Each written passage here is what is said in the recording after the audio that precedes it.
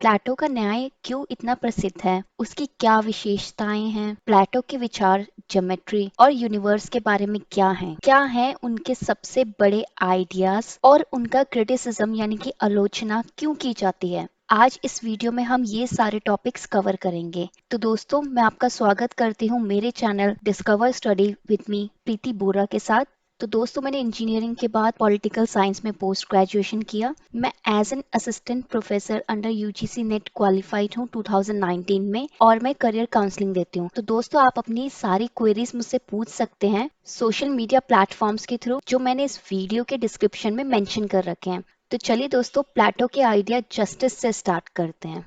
प्लेटो के हिसाब से कोई भी आइडियल राज्य में 4 गुण होना बहुत ही जरूरी है, और वो 4 गुण हैं विजडम यानी बुद्धिमत्ता, करेज साहस, डिसिप्लिन अनुशासन, और जस्टिस न्याय। अब प्लेटो का जस्टिस क्या है? प्लेटो के हिसाब से अगर कोई व्यक्ति अपना काम जिसके लिए वो फिट है और उसकी ड्यूटी है वो करता है बिना किसी और के काम में हस्तक्षेप करे बिना, तो ये जस्टिस है। एक आदर्श राज्य में जस्टिस रियलिटी होती है, उसकी बहुत वैल्यू होती है। जस्टिस का मतलब होता है सभी को उनका हक देना। जस्टिस वो एक धागा है जिससे जो हमारी सोसाइटी है वो साथ में बंधी हुई है, एक हारमोनी वाली सिचुएशन है, और सारे लोग अपने अपनी लाइफ गोल्स पूरे कर रहे हैं, अपनी ड्यूटीज पूरे कर रहे हैं बिना किसी और को परेशान करे। अब देखिए, प्लेटो के जस्टिस में 3 प्रिंसिपल बहुत ही ज्यादा इंपॉर्टेंट है। फर्स्ट, नॉन इंटरफेरेंस, यानी कि कोई भी गैर हस्तक्षेप ना करे। दूसरा, फंक्शनल स्पेशलाइजेशन। तीसरा, हार्मोनी का प्रिंसिपल, यानी कि ऐसा न्याय जो हमें ऑर्डर और शांति की तरफ लेके जाए। अब प्लेटो को ज्योमेट्री बहुत पसंद थी, और स्पेशली पाइथागोरस। वो हर चीज को ज्योमेट्रिकल फॉर्म में देखते थे। दोस्तों, हम सभी जानते हैं कि प्लेटो आइडियलिस्ट थे, लेकिन जो उनका आइडियलिज्म है वो पाइथागोरस से बहुत ज्यादा इंस्पायर्ड था। इनफैक्ट उन्होंने अपनी द अकेडमी के बाहर एक बोर्ड लगा रखा था जिसमें लिखा था कि जिसको भी ज्योमेट्री नहीं आती और वो सीखना भी नहीं चाहता तो उसको अंदर आने की जरूरत नहीं है। उनके हिसाब से जो ब्रह्मांड है वो बहुत ही परफेक्ट है, और वो ट्रू ज्योमेट्री को फॉलो करता है।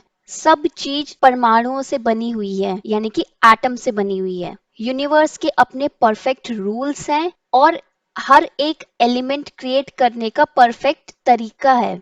यूनिवर्स साइंस पे बेस्ड रैशनल लॉज फॉलो करता है। उन्होंने यूनिवर्स के बारे में बहुत सारी चीजें बोली थी, लेकिन बाद में जब रिसर्च हुई काफी चीज गलत भी निकली और काफी चीज सही भी निकली। लेकिन उस टाइम में इतना ज्यादा प्रिडिक्ट कर पाना अपने आप में बहुत बड़ी बात थी, इसलिए उनको द ग्रेटेस्ट फिलोसोफर बोला जाता है।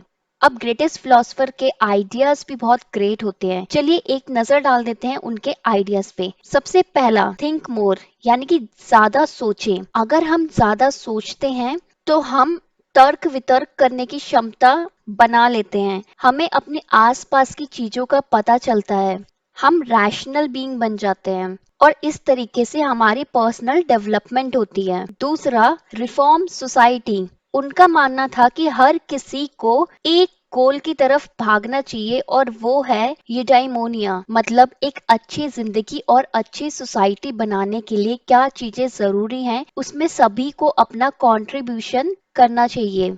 उनके लिए जस्टिस अल्टीमेट गोल था।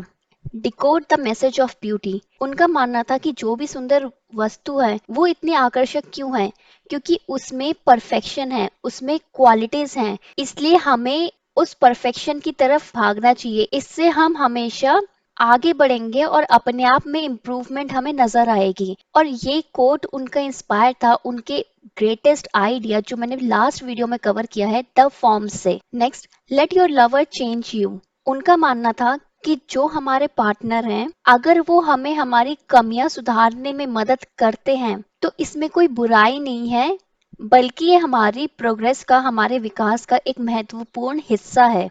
अब देखिए, इतना ग्रेट होने के बाद भी उनकी आलोचना बहुत होती थी। जैसे प्लेटो का मानना था कि फिलोसोफर को एब्सोल्यूट पावर देनी चाहिए, क्योंकि उनमें वो क्षमता है कि वो सोसाइटी को रिफॉर्म कर सकते हैं और कम्युनिटी का भला सोच सकते हैं। लेकिन लॉर्ड एक्टन का कहना था एब्सोल्यूट पावर करप्ट्स एब्सोल्युटली, यानी कि पूर्णतः अगर हम किसी को पावर दे सकते हैं तो उससे करप्शन होता है, इसलिए चेक्स एंड बैलेंस जरूरी है। प्रोफेसर पॉपर ने अपनी book open society and it's enemy में प्लेटो के जस्टिस के कॉन्सेप्ट को क्रिटिसाइज किया था सर्वसत्तावाद के ग्राउंड पे, क्योंकि प्लेटो के जस्टिस से सर्वसत्तावाद ज्यादा होता था रादर देन ह्यूमैनिटेरियन मानवतावाद, जिससे एक क्लास स्टेट बन जाती थी। प्लेटो का मानना था कि क्लास को प्रिविलेज मिलनी चाहिए, यानी कि विशेष अधिकार मिलने चाहिए, लेकिन जस्टिस का सही मतलब ही यही होता है कि किसी को अलग अधिकार ना मिले या जब जरूरी हो तभी मिले।